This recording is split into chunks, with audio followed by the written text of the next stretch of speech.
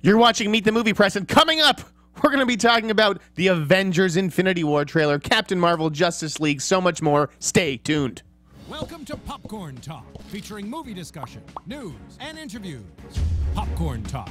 We talk movies. And now, here's Popcorn Talk's Meet the Movie Press. Good morning, Simon. Good morning, fine sir. How are you? I'd almost forgotten what you look like, you and your little puddum. I know. I miss it's your an cool little adorable one. fish. Yeah. Did you have a good Thanksgiving? I did, yeah. It was wonderful. Ate some turkey. Ate a lot of sprouts. I had 2 bagels.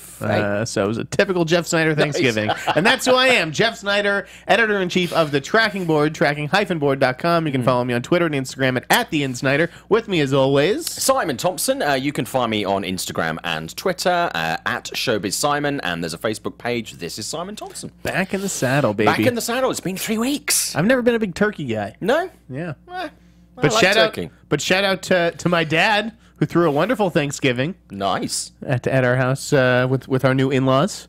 That's pretty cool. Yeah, Big Daddy. Yeah, congratulations to your brother for that. Yeah. That's pretty sweet. Okay. Yeah. Let's dive right in. Like, we have so much to catch up on. Okay, do you want to start with this week's releases and looking at the box office, or should we go one of your favourite subjects of the week, Jumanji and tracking? Come on, let's start off with a rant. You saw the start of that. I was just like a tease of a rant on Twitter. Man, I just feel, like we're going to get to Simon's box office report shortly, and we'll see how he does it. But box office reporting is just out of hand these days. I think it was Hollywood Reporter, Jumanji tracking for strong $60 million opening, and then Variety says, Jumanji $40 to $45 million opening. And for all we know, they're both correct, because they're talking about different day lengths. Yeah. The 60 was over 6 days, the 40 to 45 was over 4 days. I don't even understand. There needs to be a consistent standard, right? I know, I 100% agree.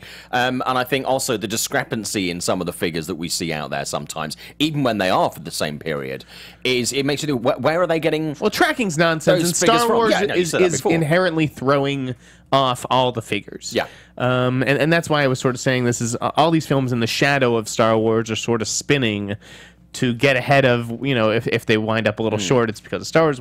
Whatever. They're trying to set expectations, and so it seems like that $40 to $45 million figure from Jumanji is coming from Sony. Yeah. The studio's job is to sort of set low expectations so that when you do $48 million, it's spun as a win instead of, it's not 60, but it's not 45.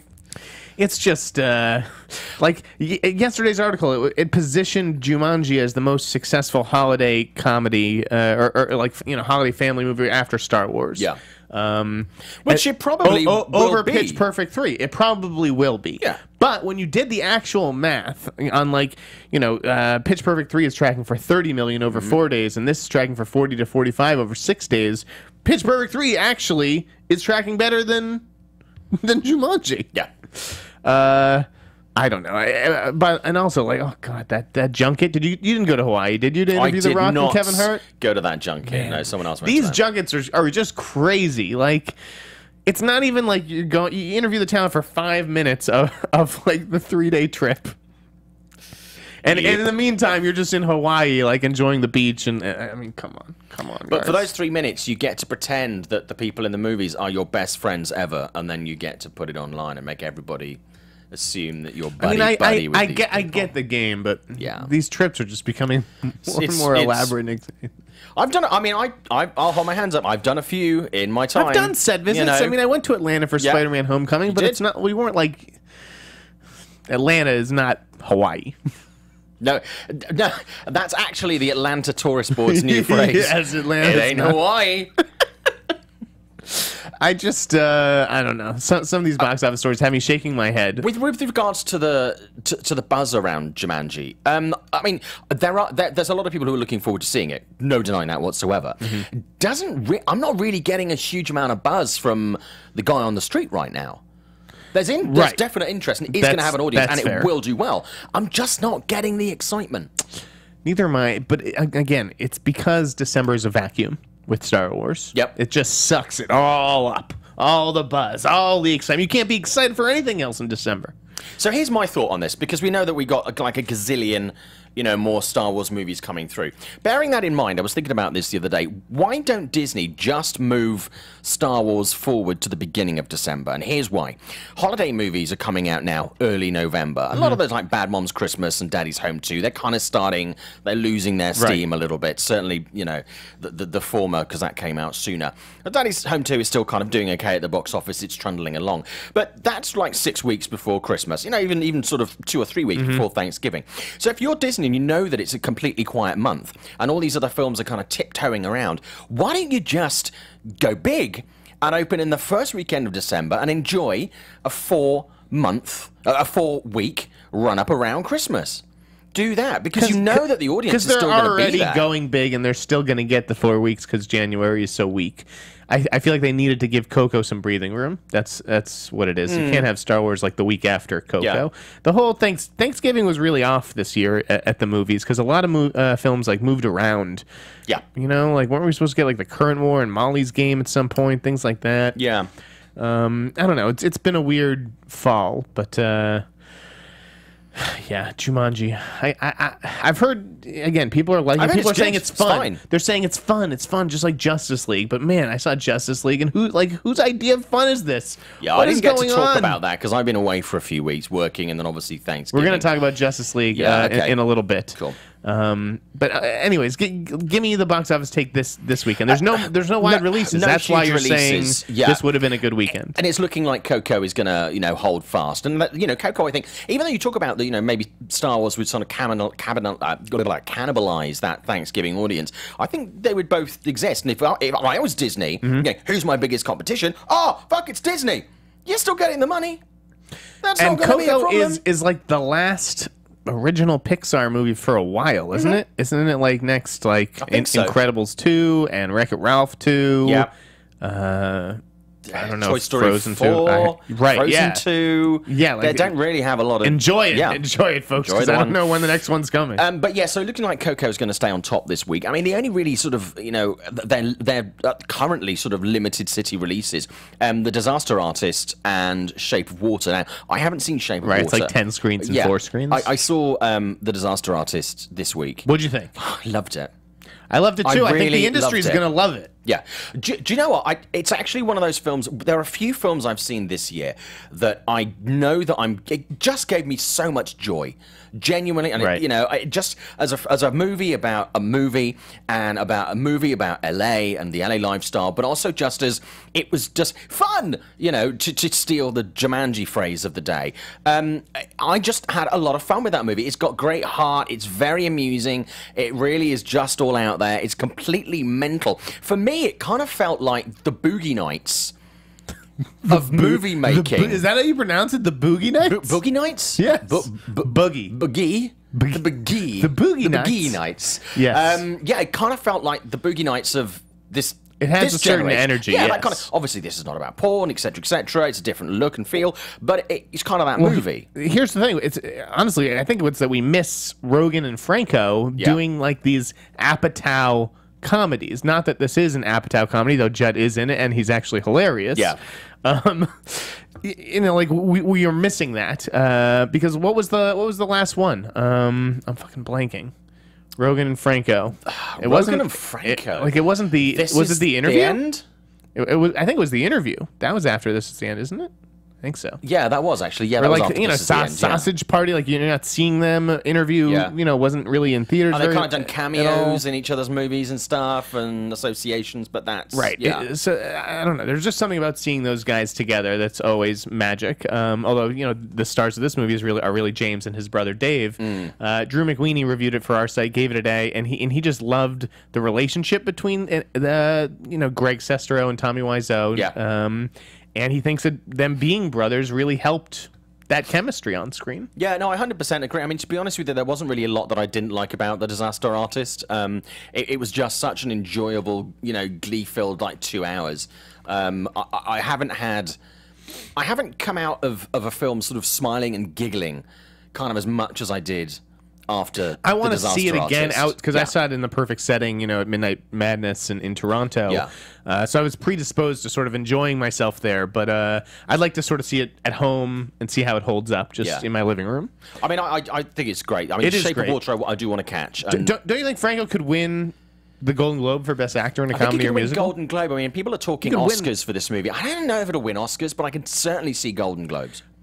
I think the screenplay is very impressive by Michael and Scott. I don't know. I don't think Franco's out of the conversation for the Oscar in terms of a nomination. He won't win. But I think he could actually. It's a weak year. It is. His performance is just genius. It is. It's It's madness. genius. So I loved it. So I mean, Shape of Water. You got to check that out, though. Yeah, I'm a big GDT fan. GDT, which also sounds like an STD. If only we could have like a finger sign where it'd be like sign GDT. Like GDT. Say what? Yeah, I mean, I love his work. Even in some of his sort of less peak stuff like Crimson Peak and stuff like that, I still love. That movie he did with Katie Holmes and Guy Pearce. Don't be afraid of the dark. Yeah, that wasn't very good. He didn't direct that. No, he didn't. But he was. Or did he? Was that his Alan Smithy? But yeah, no, I mean, I think he has his moments where he's absolutely fantastic, and genuinely, I'm really excited about. You should check Shape it of out. Water. I'm surprised So I will do. it's not doing great with like the critics groups and like the awards kind of stuff. Well, it's Rotten Tomatoes, like 97%.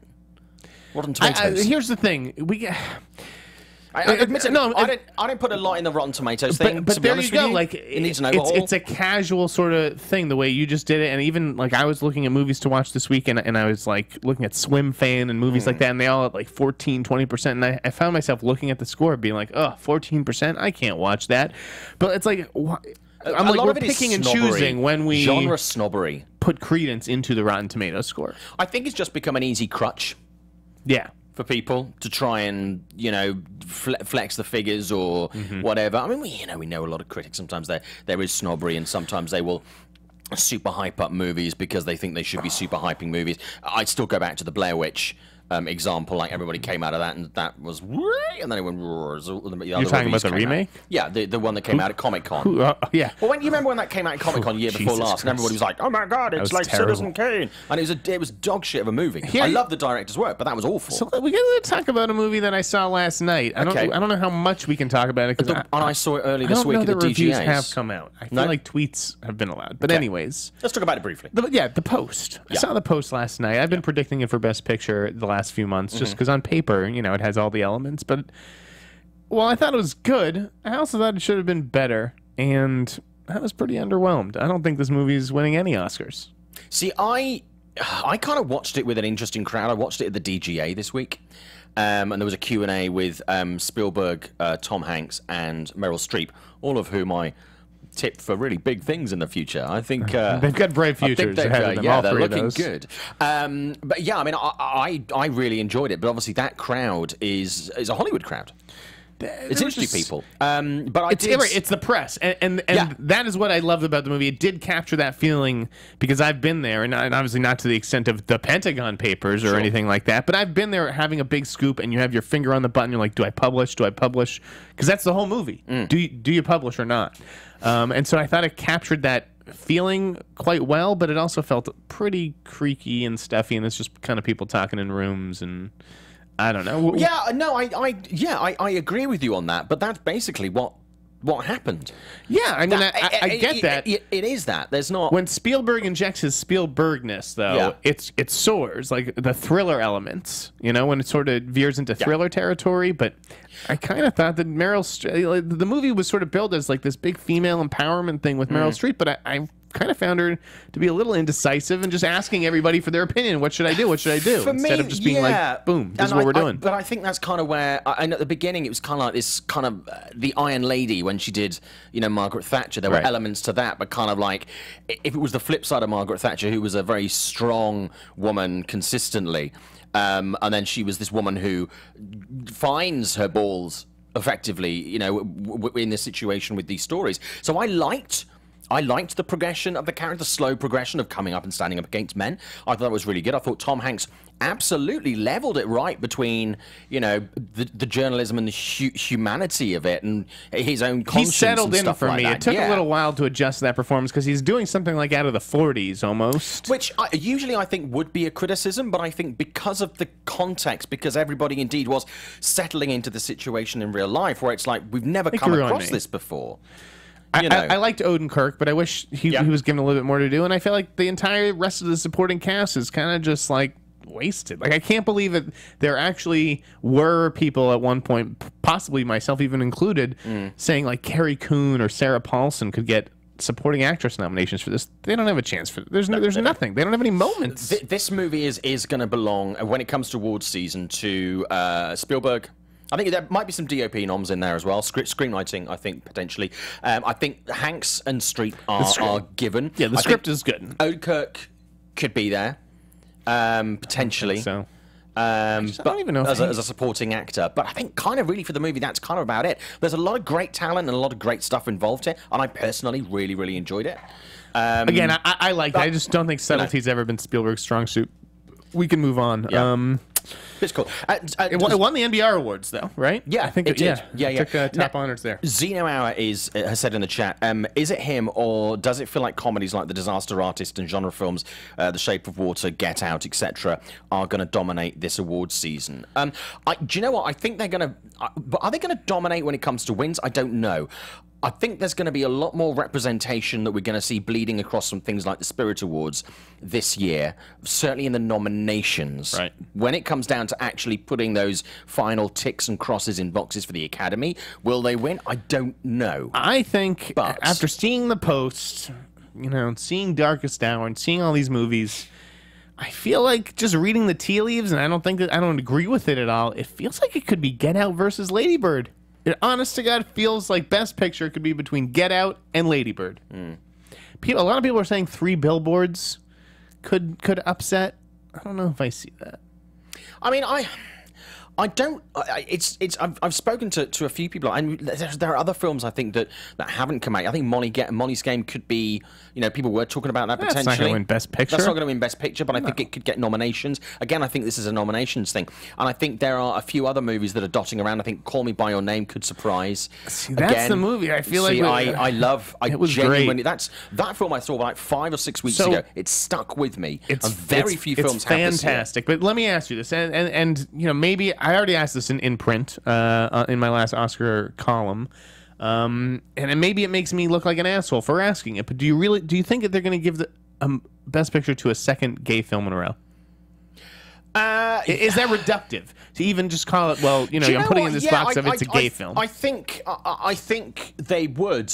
And I think rightfully so, to be honest with you, because I think it's a movie that I think involves a love story. It's a love story rather than absolutely. It's like, we don't call Brokeback Mountain a gay movie. It has gay people in it. It's a gay love story. But I would certainly see this slightly differently. And this to me is a love story because the characters aren't necessarily actually gay. They're potentially bisexual.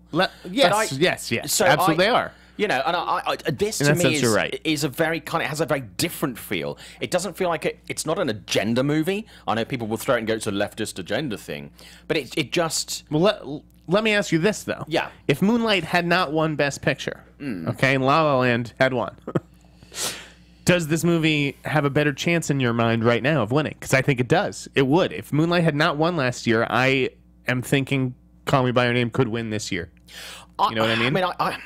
Do you know? I think, do I think it harmed the chances? No, I don't think it did, because I think whatever out of what we've discussed with potential winners for Best Picture this year, I think one of the potential 3 top runners is not political. So I think whichever way the cookie crumbles, whether it's, say, The Post, or whether it's Call Me by Your Name, or let's say Get Out, let's put that in there. They can all be accused of being political movies, making social statements. Right. So I think it's going to be it's going to be hard to avoid people claiming that the Academy is making a political point this year, just for several issues that could be across the table on this. To be honest with you, if you're looking at is this a better gay movie than last year's gay movie? Yeah, I think so. This Absolutely, is 100%. absolutely. Yeah. But it's also it's a great movie. It's a great movie. It is. I loved it. I've given 3 films 4 stars. And Call Me by Your Name is one of them. Biggest criticism about not seeing it or not liking it is because it's gay. Is that you just cannot deny that this is just a really, really great piece of cinema. So was Brokeback Mountain. Whatever is the subject matter. here's the other question of that though. Like, should recent Oscar history influence the following year's vote? Like, I think we're no. voting on 2017 movies. Like, Call Me by Your Name is up against not Moonlight or what happened last year, but all these films this year. And I think, against that crowd of contenders, it's the best one. No, I don't think it should. I really think every single year should be taken on its own merits. The Academy is totally different than it was last year in terms of its makeup. It's a lot younger and more inclusive and diverse. Yeah. So it's going to be interesting. It's going to be an exciting year. I think it is. I think it's going to be the cleanest year when it comes to the Academy that we've seen. I think because of the change in guard, the change of membership, the increase of diversity. Mark Harris wrote yesterday that in Vulture, I think that it's going to be this year's Oscars are going to try to be the most woke Oscars ever. Lit, No, I just think this year is gonna. It's good. It's always good to to throw out the sheets and to have a little bit of a refresh. But I think this year, I think we're in a really weird place where there's not a lot of really great Oscar-worthy movies this year. So I think the field that they're going to choose from is very, very small. So I think it's going to be limited, which I think is why we're going to see people accusing the industry of having an agenda. But I just think this year there are more films that have underwhelmed me or been adequate. I was just saying this outside than have actually gone, holy shit, that's a good movie. Right. And at one point this year, I'm not the only person in the industry that's thought this. I thought maybe I don't love movies anymore because I kept coming at a movie after movie and going like, yeah, that was fine. And I'm like, well, maybe... Right, you're looking too much at... You can't just enjoy it anymore. Yeah, and I'm just like, well, I don't know. But then I realised, no, actually, a lot of those movies I've seen are quite average or acceptable, or they're being put out. And then a couple of really good, strong movies come out. Have you seen Lady Bird yet? I haven't. I need you to see it so we can talk about it. I do want to see it, because I'm not the world's biggest Greta Gerwig And did you see fan. Stronger? Yes, that's one of my favourite films of the year. Yeah, so I love it. I've watched it 2 or 3 more times in the last week. There's a few things I need to catch up on, like Thanksgiving. Wonder and stuff like that I need to watch. If Stronger starred Dustin Hoffman, came out in 1972, we would still be talking about it today. Yeah, that's honestly what it's still one of the biggest crimes of movie going this year that more people didn't go and see Stronger in theaters. All right, let's move on from Oscars to the comic book stuff that we teased earlier in the show. The Infinity War trailer came out, and Avengers Infinity War. I mean, apparently the most watched trailer of all time. Can you believe it? Do you know 230 million views. What do people do with their time? Seriously. Have you not got anything better to do than watch the trailer over and over? It was just bloggers, watching it exactly. Click. Disney rubbing their hands. It may have been what it was. No, obviously this movie's going to make over $1.5 billion. It does look good. It looks like it could be cool. It looks like there's fucking stakes for once, that they're not just trying to get these characters over to the next movie, that like some of them may be left behind. I took some shit this week because I said the trailer looked really good. And there was someone who recently said to me that it was unfair to say that I didn't think Justice League was going to potentially be a great movie because of the trailer, because the trailer looked amazing. So I was like, okay. So then when I say I think Avengers looks like it could be a good movie, it's like, yeah, it's just a trailer, you don't know. And I'm like, well, you just totally flip-flopped on your argument. I thought Justice League looked like it could have been fun, and it kind of was, it was all right. But this, I think, actually just looks a little bit like, I just prefer, like, I'd like to see this one. I like the idea of it. I'm not super excited about it, but I'm certainly going to have some...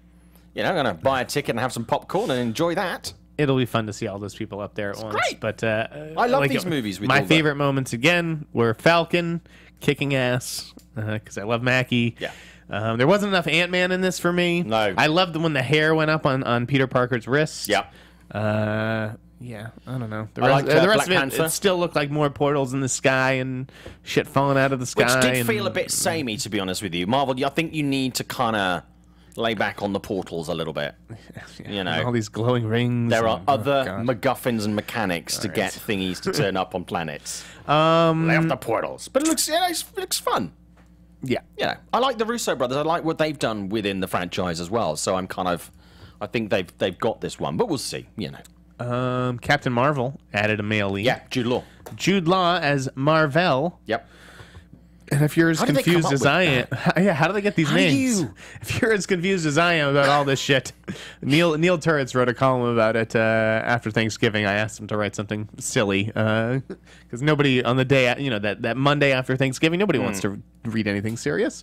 So yeah, he wrote a piece about Captain Marvel and Marvel and how Shazam is actually Captain Marvel. And God, I can't even keep this shit straight. And Marvel's really the same word as Wonder. Really? It's a synonym. They're all the same name. But you know what, Jeff? Ultimately, it doesn't matter. No. It really doesn't matter. It doesn't. Just doesn't matter. Nobody's going to die. It's fine. Some people get a bit pissed off. I just Same like to thing for the world. I'd like to, it doesn't matter. I'd like to see these movies not just be called Iron Man, Captain Marvel. Like, I want real titles, like the Bond series has. Well, here's my theory on this. Okay, I worked in a movie theater. It's one of my first jobs back in the 1800s when I started out. And the amount of people that come up and buy tickets or think a film is called The Incorrect Thing is staggering. It's really quite amazing. You can spend movie studios. You can spend billions of dollars on marketing a movie. People are still going to get it wrong. Yeah. So, the foolproof Make way. it easy for him. Make it easy. Mm-hmm. Who's in it? Spider-Man. See? There you go. Iron Man. That's why we got a good balance on the show. Do it. You're looking at it from the marketing point of view. What else is out there? Okay, did you read the Rap's Justice League story? Yes, I did. It's huge expose, which was the hardest thing to write. It was so difficult to write about my beloved DC. And thoughts on it? I mean, it was. In case anybody hasn't seen the story, explain. It was just a piece about how Justice League is a Frankenstein, which I think anyone with two eyeballs in their head could see, or Not the anyone, first one in Hollywood, or anyone who's last. read any stories for the last year could tell. There was some interesting detail in there. You know, you have to question the motivation of some of these sources, but the interesting paragraph was about how the movie was rushed so that the executives could make their bonuses since they didn't know how long they would be for this world with AT&T coming in. That's interesting. It's a little gossip. It's a little gossipy. I just like on their way out the door, wouldn't they be like, oh, you know, like, you know, if the movie had been delayed, like, wouldn't they sort of ask for? They'd negotiate some kind of bonus. I don't know. A lot of that is tied into contracts as well. It's just like basically it was like taking them to task for rushing the movie out, as if Justice League was the first movie ever to rush to hit a release date, which is just not the case. Well, I mean, let's look. Listen, rushing movies out. The Post. Spielberg started shooting that in February. He got the script about this time last year. Yeah, but so that's not even up against the wire. They're already screening that a month early. So, like, you know, the Post doesn't have all these special effects and all this shit. I think time on a movie. I think the biggest problem, I mean, aside from the Frankenstein with Justice League, I think the fact is they ran out of time. They ran out of time, but I think they thought it over too hard. Which I think is consistently a problem with DC. They try to overstuff it. I'll put it this way. I commend the Rap for taking a swing like this, because you don't see it a lot from the trades. Just especially bringing like the executives into it, you know. But I don't know. It's just some of these stories get a little aggregated out of context almost. And they also get taken for gospel when really... You know, it's just like, you know, one person's perspective on how things went. Everyone sort of has a different side of the story. I just think that there's the ultimate true story behind Justice League. I don't think has been written yet. No, I think we'll find out. That's fair to say. I think we'll find out eventually. But you know, they're not the only ones who've previously had this kind of Frankenstein or overstuffing movies kind of issue, or try to over sanitize. It's kind of one of the. I can't decide which it is. Marvel had that, like the Thor sequel, Dark World. They needed to spend more time on that. You know, Fantastic Four. That was awful. They Vanity Fair did a big thing on Marvel this week, right? Or recently, I think EW did as well. And it just like the thing that they keep coming back to is that the one advantage that Marvel has on DC is that they have Kevin, and DC doesn't really have a similar figurehead. Yeah. I mean, they have Jeff Johns and John Berg, but something's just not working over there. I mean, these movies are just worse than they should be. Like they're just. Do you know what? But I think the first step in that, and I think they've done this, and I think it was brave of them, and I think they had to do it, was acknowledging that something is wrong. And I think now they acknowledge that. I think they're addressing it, and I genuinely have hope that they will get it right. Maybe not straight away. Didn't they say the exact same thing after Batman vs Superman? They knew that they had a problem. They were going to address it with Justice League. Then Justice League didn't address it really. No, I mean, some people think it did. But Wonder Woman was a massive improvement. So there's proof that if they just follow the Wonder Woman model, they can do it. They're totally capable of doing these much better movies. They have the characters. I mean, to me, it's not even close. DC has way better characters than Marvel, to me. And I believe they will do it. I just think this is the first step in that process. I think in the next 5 to 8 years, I think we'll be looking at the DC movies, perhaps not the same way, but around the same way as we look at some of the Marvel movies. I really want it to work. I think so do I. People have suggested, don't go the Marvel route at all. Get rid of the universe and just make sort of standalone movies, and if there's a good movie, make a sequel to it. Some of the connectedness just feels so forced. I think that's fair. Anyways, and I think it's the same with some of the Marvel movies where we have multiple characters. You know, sort of these Avengers movies and Civil War as well. I think sometimes Marvel can be totally accused of putting too many characters in there. We'll see how Infinity War goes down. We'll see. You know? Sticking with the DC universe. Okay. There was talk that Margot Robbie... Yeah, teasing another Harley Quinn spin-off in development. Totally separate. Good for her for teasing it. Wasn't I tweeting about this earlier in the week? Like, I said that they have 4 projects about Harley Quinn in development. Yeah. Was this news? I thought we knew that she's getting her own movie, a movie with her and the Joker, a movie with her and the girls, and Suicide Squad 2. That's 4 projects. Yeah. It's like the internet has such a short memory sometimes, or forgets how to count. Do we need four fucking Harley Quinn movies? We're getting them potentially. I don't. No, we're not getting half the shit that they've talked about. That's Hollywood. Half of this stuff will never be made. Yeah, again, you know, they know this is one of their strengths, is the character of Harley Quinn and Margot Robbie in her portrayal of that character. They know that they can make bank on that. You know, out of Suicide Squad, how many? What was one of the most outstanding characters? It was her that came through one of the strongest.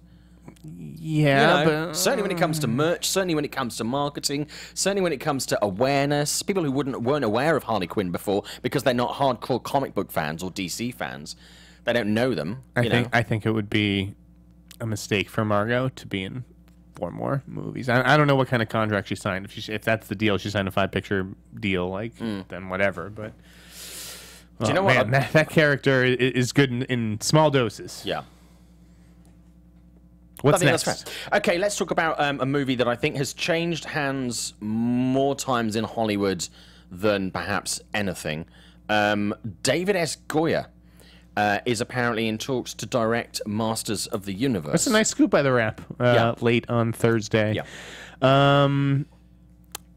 Do I have any interest in this movie? No. I used to run around the house with saying He-Man with my little sword and my He-Man underwear and shit. That was 2016, right? Yes, exactly. Yeah, 2016. Exactly. Yeah. But I don't care about Masters of the Universe whatsoever. This is like a Power Rangers thing to me. Do you know what I love? I love, like you, Master of the Universe, He-Man. I thought it was fantastic. I even love the really terrible movie that came out with Dolph Lundgren in it and Frank Langella. I love that movie. I still watch it, and I have great fun with it. A horrible film, but I do enjoy it. Now, I don't chalk this up with the Thundercats movie. That's another one. Movies that Hollywood just needs to go, do you know what? We're going to let this one go. Because I think potentially it could be good. I think it was more likely that it's not. People aren't going to care. Goya's not a great director. No, and I just don't, I don't think...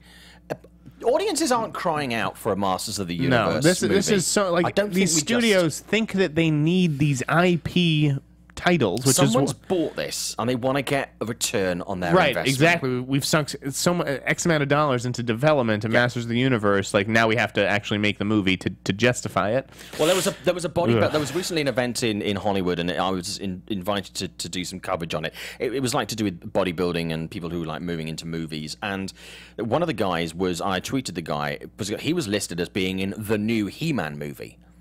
Now, I don't know this guy, and really nothing against this guy, but if you're making a Hollywood He-Man movie, it's highly unlikely that you would cast someone that is probably best known for being a bodybuilder but has absolutely no box office collateral, especially post-Power Rangers and a number of other films like that that simply haven't worked. I don't see that they would do something like that. They would want to go for someone of the Hemsworth ilk or slightly different, or, someone a bit more already known in Hollywood. And I'm just like, nobody was really excited about that whole thing, which is obviously not doing. But I'm just like, I don't think there's nobody. It all depends on the budget. Just let it go. I know people shit all over Dark Tower, but Dark Tower is a really smart play from Tom Rothman, just because he kept the budget down. If you can keep Masters of the Universe to $60 million or even $80 million, I think you have a chance at it coming out on top. But if you're making a $120 or $150 million Masters of the Universe movie, good fucking luck to you. Do you know what we need to do? We need to have a handover movie where Dolph Lundgren's Prince Adam hands it back to the next generation. That's what we need. An all-female Masters of the Universe. The Lund Renaissance is coming with Creed 2. Yeah. Yeah. Good luck finding a kid to play young Ivan Drago. Apparently there's open casting for that now. Yeah, there is. I mean, it's going to be tough. Yeah. I would rethink that plan if I was making that movie. Especially with Stallone directing. Remakes. Let's talk about, there's a bit of a rise at the moment in Blaxploitation movies. Yes, we have an article coming on that to the tracking board very soon. Okay. So Superfly. Because that did not escape my purview. Because you've got a good eye for a story. That's right. Yeah. Yes, Superfly in the works at Sony with Joel Silver producing and Alex Tse writing the script. He did Watchmen. And then the other day we got news that Misha Green is writing Cleopatra Jones. What studio was that for? Do you know? Cleopatra Jones? No. What year was that? What studio? Oh, God, I can't remember. Warner Brothers, sorry. So yeah, clearly and Warner Brothers also doing a Shaft movie over at New Line, which they just dated. So yeah, we're seeing that three makes a trend, and Blaxploitation clearly coming back, and I imagine it has something to do with Get Out. Yeah, I think also I think in the last sort of 10 to 15 years, there's been a change in the industry where I think Hollywood is finally realizing that it's not just black audiences that want to see movies with strong black casts in. Audiences are very open, and they will turn out in their massive numbers for this stuff. It doesn't have to be a Damon Wayans comedy or a Martin Lawrence thing, where it kind of went away to that kind of thing in the 90s.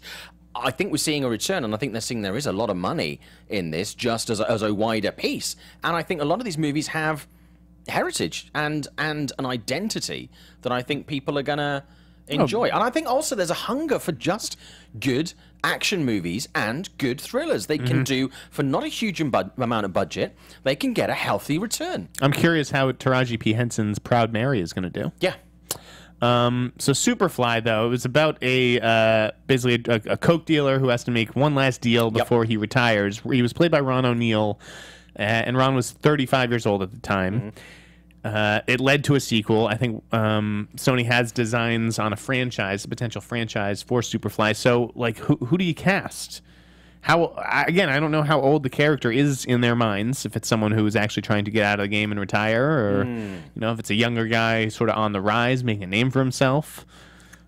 I think they would probably go younger. I think they would go in the sort of mid-20s, early to mid-20s. Because then if you do want a sequel, you've got 10 years, if you want to make a trilogy, for them to grow into it and hand it, either pay it forward or do something else. So who would be good? Who is around that age that... I mean, there's a lot of the standard names that you Putting you on the spot. Do you know who's the guy that was in... I've completely blanked on his name for a second. That was in Atlanta and Get Out. Brian Tyree Henry. Yes. right? No, the tall guy. Oh, sorry, Lakeith Stanfield. Yeah. My bad. Right, I was thinking the other one. Yeah, Lakeith Stanfield. Yeah.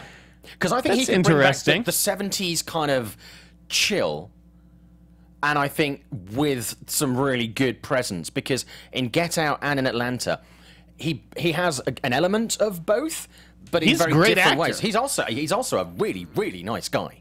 Oh, yeah. He's a really nice guy. Love Lakeith. So I think he would physically, and I think as a presence, could really have something interesting to deliver there. I totally blanked on his name for a second, so apologies for that. Yeah, no, it's all good. We're getting Sky Patterson is saying Michael B. Jordan as Superfly. Do you know what? I don't think that's a terrible idea. I just think that he's one of the few names that people I think keep he's the pulling easy out name. of the bag. Michael B. Jordan and John Boyega, I think, would be terrible as Superfly. I would not say John Boyega. No, I think both of them are wrong. The name that I had heard, and this is in the story that I wrote up this week, the name I had heard this summer when I thought that Lionsgate was going to get their hands on Superfly was actually O'Shea Jackson Jr. Ooh. He's got some real swagger. That'd be cool. And that was before Ingrid Goes West came out, and I thought he was great in that. If you Yeah. guys haven't seen Ingrid Goes West, everybody I've showed that movie to has loved it. Yeah, I think he would be cool. And yeah, Cleopatra Jones, that would be a tough one. Who would you cast as her? Has to be someone. Not. I know that they're out to go. Beyonce. No. She would not be right, but you know she's going to be the first name that people pick out of the bag. Who would I? Like Tessa Thompson or somebody like? It depends on how young they want to go. Right, exactly. Because if they do it as an early one, I blanked on her name for a second. The daughter in Blackish. She's late young, teens, isn't early she? 20s. Yeah. So I'm thinking if they again, and it's if you wanted to do a series of movies, she could grow into that. I'd watch a Kerry Washington movie. That's not a bad call, actually. Anyways, we can move on from Blaxploitation. It's just interesting to keep an eye on that trend and what it was born out of. Sky has said Janelle Monáe. Janelle Monáe would be fucking perfect. That is nice. Yeah. I like that. I like that too. Very good idea. Nice one, Sky. Sky Sky wins. Let's talk about box office this year, because obviously we're heading towards the end of the year. I'm quite surprised that people have already got their best films of 2017 lists finalized, because you gotta use the whole point of the month of December is to catch up on all the movies that you missed. Yeah. And also, there are a couple of movies out there that potentially could be on the list that, like Star Wars: The Last Jedi, that people haven't seen yet. That's what I'm kind of waiting to make my list. But like for. Empire did their 10 list, released that today, and a lot of other people have done it too. I'm quite surprised by that.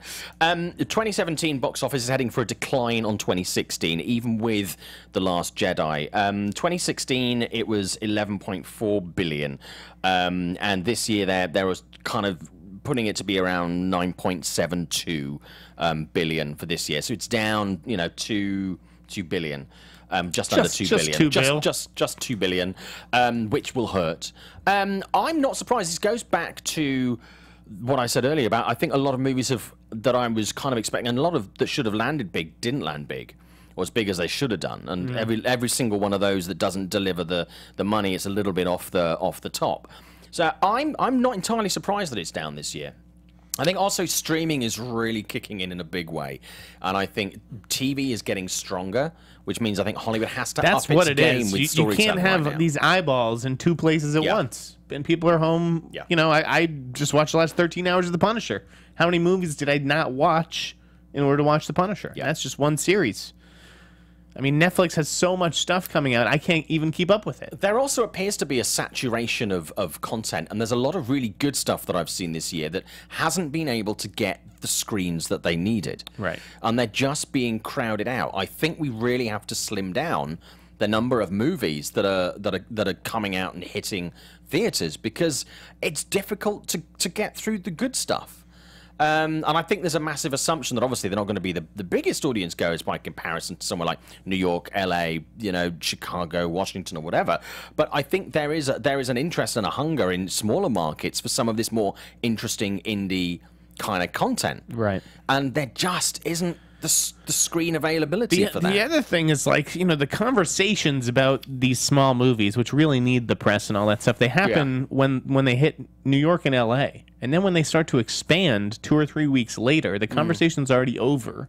So by the time it hits, you know, Boston, Call Me By Your Name hits Boston in, like, mid-December or something, like, you know, it's like already feels like it's been there, done that. Yeah, I totally agree with that. I think the industry itself is partly to blame, because the amount of smaller movies, so not major studio movies, that I regularly ask to get to go and see, because I want to support smaller movies and up-and-coming talent that I know I think are going to do good things, or I'm very interested in.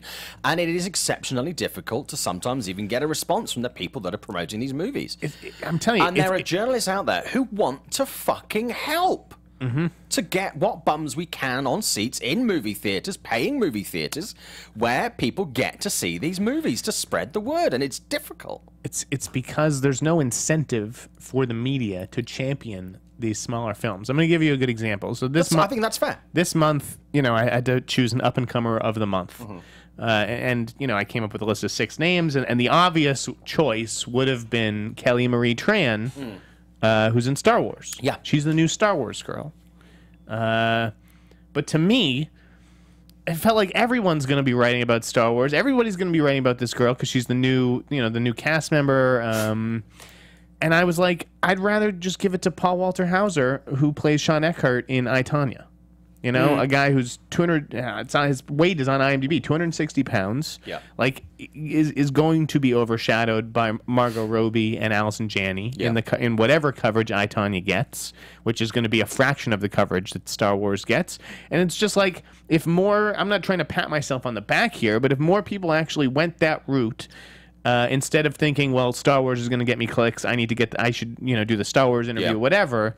It would really, you'd see a shift, I think. You'd see some changes. I think something that's really interesting this year is when it comes to awards season, is that I think we're going to see, talking of up-and-coming people, I think we're going to see a lot of people on the red carpet this year who are not movie stars. And I think a lot of people who haven't been introducing their audiences to these people, who they are, and their movies, are going to find it very difficult to peg their coverage this year, because there's going to be a lot of people that people don't know who they are.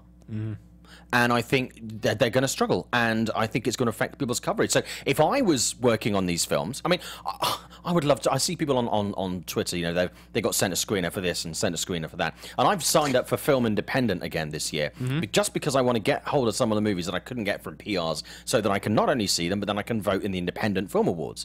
I want to do that. The Spirit Awards, they're really important to me, but it's just like they should be doing a better job. And as you say, there's a resistance sometimes to cover them because these people aren't well known, or they don't think their audience know it. Reframe it. Refocus it.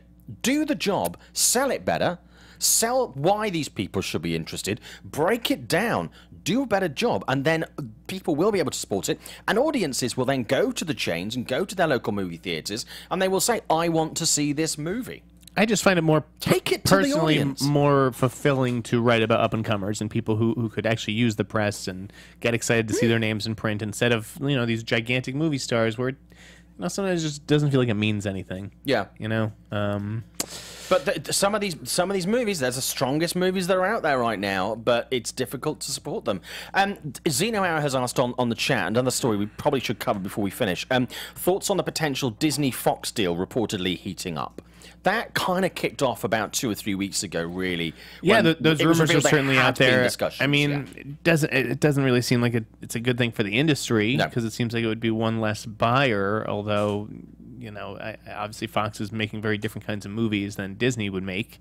So in that sense, maybe there wouldn't be. It'd be one less buyer, but they still have to fill 2 different kind of pipelines. Well, I wrote a piece on when the rumors sort of started, or it was revealed that there had been discussions. I actually wrote a piece. I'm just going to pull it up. Is this about the X-Men? I hope it's not. It is not about the X-Men. It is a piece that I wrote called for Forbes called "From Home Alone to Cocoon: Franchises that Disney could develop if it bought 21st Century That's a great Fox." idea for an article. Wow, I did not see that. I'm going to retweet retweet that. Feel free to retweet it. And it's basically a load of things that Fox own and are either currently active That franchises Disney would love to get or its hands ones. on. Yeah, I mean, Avatar was one of them that's on there because obviously they've got the relationship with the Yeah. Disney theme park. We know there are several movies coming out of that. The Alien franchise, I explain why that might or might not work. Cocoon is another one. Die Hard, they could do something with. Home Alone. Disney doing Home Alone. Alone. That is really that's really on brand. Independence Day, Night at the Museum, Planet of the Apes, whether Disney would want to take that on and do something with that. Predator, again, and with Alien, could be quite interesting. Romancing the Stone. Disney could do a Romancing the Stone. Disney's Jewel in the Romancing Nile. the Stone. I could see that. That's a franchise. Disney's Home Alone. That makes a lot of sense. Yeah, so anyway, the article is up on Forbes. I'll get you to retweet it later as well, because, you know, you've got some good followers as well. But yeah, take a look at it. And obviously there would be repercussions in the X-Men universe and potentially bringing the Marvel, those Marvel characters together and stuff, but I'm not as interested in that. That's what a lot of people focused on. They went straight for the Marvel and this stuff. the whole point of this would be to build out Disney's upcoming streaming service. Which wants to compete with Netflix and is going to need more than just Disney content in order to do that. Yeah. Or will it? I don't even know. Elsewhere at Fox, Lizzie Kaplan, female lead in Gambit. That broke the day before Thanksgiving. I like her. Yeah, I like her too. I don't know what the character is, if she's still going to be playing Belladonna there or whatever. I don't even know. I don't know the Gambit comics mythology. Gore Verbinski, I don't know how excited he has me. But I'm just generally surprised this film is still actually in the process of being made. I really did not. If you'd have said like 6 months ago, is this going to... I would have stuck $50 on the fact that it wouldn't happen. I like weird Lizzie Kaplan rather than kind of mainstream Lizzie Kaplan. By the way, Netflix renewed Stranger Things season 3 this morning, and MindHunter season 2 earlier this week. And did you see that MindHunter's? Did you watch the show? I have not seen it yet. Oh, it's so fucking good. Cameron Britton, who plays Ed Kemper, who's so amazing on the show, he just got cast in The Girl in the Spider's Web, which is apt casting. Stranger Things 3. Yeah. To give another little plug to a piece of work that I did, I interviewed. Let's just plug all your stories. Sean Levy. Recently. Wow. It was pre Emmys. Okay. And we were talking about Stranger Things 3, and I pitched to him the idea that season 3 could be the end for this cast. So these to kind of wrap up this trilogy, and if they took it into a fourth, what they would do is change location, completely recast, because obviously the cast are getting a bit older. And my theory behind this is that when kids get to adulthood, so they go through puberty, they stop being able to see this other world and connect with this other world. And so it would then be different kids in a different place with them connecting to this world.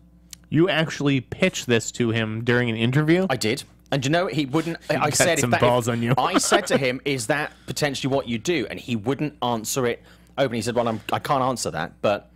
And I was like, I think that's it. Yeah, I think that's what they're doing. You cracked the code, Simon. You figured it out. Levy, I got a great idea for you. Why don't you make them all dogs? Stranger Things, the dog years. Did you see the Sundance? Musical. What about a musical? Did you see the Sundance lineup? I did. It's pretty good. Sir, are you going? God, I wish. No, I think I'm actually going to... You're a big-time e-producer now. You can't get it up. You can't get up to YouTube. No, I'm just trying to find out. I have a couple of things that in the new year that are quite exciting. So I might be going. I don't know yet. I might be covering back in LA or holding the fort back in LA, but I might be going this year. But there will be some interesting things happening for me around awards season this year. Ooh, are you hosting the Oscars with Jimmy Kimmel? Like you're co-hosting? Shit. Are they going to paint you gold and make you stand there? They're basically dressing me up as Gollum, Dobby the house elf, Harry Potter with alopecia. All these other are these the insults that you get on the internet? I feel like you're working out some issues here. No, I've actually never been caught. I've been told that I'm bald a number of times, and I'm like, I am aware of this. Yeah. But thanks. I'm looking forward to the Lizzie Borden movie that is going to be at Sundance because I'm a Lizzie Borden fanatic. This one stars Chloe Sevigny and Kristen Stewart. And I'm also excited for that Robin Williams documentary. Yeah. That sounds really interesting. Do you know what I'm excited about? I miss that guy. Star Wars The Last Jedi. I'm doing the junket Ooh, on are Sunday. you allowed to say that? Oops. Yeah, so I'm doing the junket here, but I haven't seen it. I'm not seeing I love it this. before By the the way, junket. God, I am I going to the premiere, though. I love this though. What is the point of doing the junket before the movie? It's so before you can hard. see the movie. So What is the hard. point of this? I wouldn't have put any It's a spoilers. horrible in it. practice. It makes life very, very difficult. Admittedly, the movie doesn't need promotion, but you know, I just want to see it. I know it's there. So I'll see you. So I'll see you at the premiere. Yeah, you're going as well. Yes. Cool. I was shocked. I was shocked that I got. I must have done something right. Yeah. We're seat fillers. We'll have to get up when. Disney also cast its Mulan actress. Yeah, I saw that. Seemed like that went over well. Mm-hmm. She's a big star in China. What else is going on? Shit. I'm getting more and more excited. I've started to get loads of stuff from Netflix on the Will Smith Joel Edgerton movie. Oh, Bright, yeah. I just want that to arrive now. I really wish that's going up in like January, isn't it? Or just No, Christmas. Christmas. Yeah, that's coming out this month. I'm super psyched. I think I'm more psyched about that than Last Jedi, to be honest Really? with you. I'm really looking forward to it. I'm hoping for something like, you know, Alien Nation, kind of really fun buddy cop. He's an alien. It's fun. Yeah. Yeah, I haven't seen it. It's the most fun you'll have this Christmas. I've heard from some folks who have seen it. No, I have. Yeah. Should I meter my temper those expectations? lure? Bits and Bobs. Bits and Bobs. The Theory of Everything stars may reunite. Yeah. Eddie Redmayne and Felicity Jones on something called The Aeronauts. Love them. Great. Love them. Yeah, I don't care.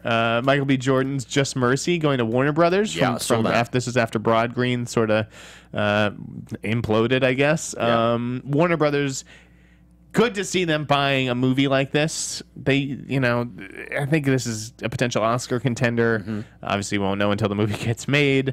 If it gets made, apparently it's going before Creed 2.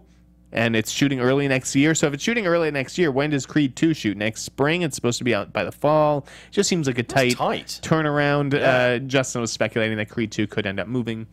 I could see Creed moving to sort of honestly, January? I think it's February? a terrible idea without Ryan Coogler. I think Creed was Ryan Coogler. That was a great movie. It was really good. That movie it was really good. Catherine Newton and Justice Smith booked the leads in the Pokemon movie. I mean, yeah, I'm not seeing this. Dark hit Netflix. I definitely recommend that. The German language show. Yes. I saw you tweeting about that the other day. A lot of people that I was recommending it to back in Boston said, nah, I'm not going to watch it because it has subtitles. Don't be one of those people. I love The Punisher. Did you watch any of that? I haven't. Seriously, my Netflix to watch list is absolutely massive. I've been so busy in the last couple of weeks. I know. Hence, I haven't been it's here. Crazy. There's so much good stuff out there to watch now. I watched The Runaways as well on Hulu. Yeah, I watched the really first good things about episode. that. It was okay. I liked it. Yeah, I'm going to check that out. Karin Kasama's Destroyer with Nicole Kidman. Yep. That's her next movie. It sounds awesome. That added Bradley Whitford, who's in Get Out and The Post, Scoot McNairy, and Toby Kebbell. 3 solid actors right there. I take it you haven't been watching Godless either with Scoot McNairy. I have on not. Netflix. I do like Scoot McNairy. Noah Baumbach casting Adam Driver, Scarlett Johansson in his new movie. I'll tell you the story behind how that one got reported off camera. Okay. Billy Ray rewriting the Terminator movie. And I'm told that they are searching for an 18-year-old Mexican female for the lead. And you could also see like a Latin villain. Latin sort of Terminator or whatever. Interesting. And then there's all like this sort of sad sexual allegation stuff, which continues to rattle on. Snowball, Matt Lauer, Garrison Keillor, John Lasseter. Oh my God. Here's a tip. Okay, unless somebody asks to see your penis, don't show it to them. There you go. That's it. one Deep for the thoughts industry. with Simon Thompson. Just it a seems little like bit of a tip. Seems there. like a good place. How's that? Keep it in your pants. Seems like a good place to end things. Although there is breaking news here that Kerry Washington, we were just talking about, has been cast and in. Rashida Jones are teaming up for a female detective movie called Goldie Vance. It's an adaptation. Interesting.